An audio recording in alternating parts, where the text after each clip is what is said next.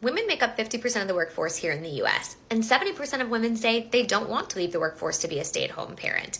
But how come men still use the narrative that women stay at home and or don't earn money as a way to get out of domestic labor and carrying the mental load for their family, their home, and their children? And I think the reason they do this is because there is still a very wide gender gap in the workforce, but that gender gap exists because there is not infrastructure to allow women to remain in the workforce even when they want to. We know that women are paid less than their male counterparts for doing the same amount of work. We know that there's lack of access to childcare. We also know that childcare is insanely expensive and so is unaffordable for many families to pay.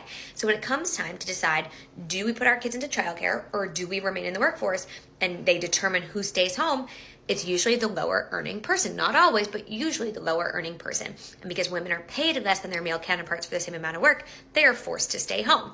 This is not women choosing to stay home and live off of their husband's paycheck. This is something that is a necessity for their family.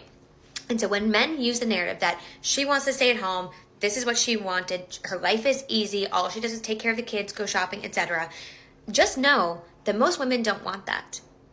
And if men participated equally at home with the caretaking and domestic labor, if women were paid what they were owed for the same work as their partners, and men participated fully in parenting, meaning they also got the same kind of leave that their female counterparts got, I guarantee you this gap in employment would shrink drastically because men would now be equal participants in the home, and that would allow time and space and energy for women to equally participate in the workforce. But because that does not exist, it is very difficult for us to close that gap because women are still being forced out of the workforce, and even when they remain in it, they are doing more work than their male counterparts when it comes to the domestic labor and caretaking at home.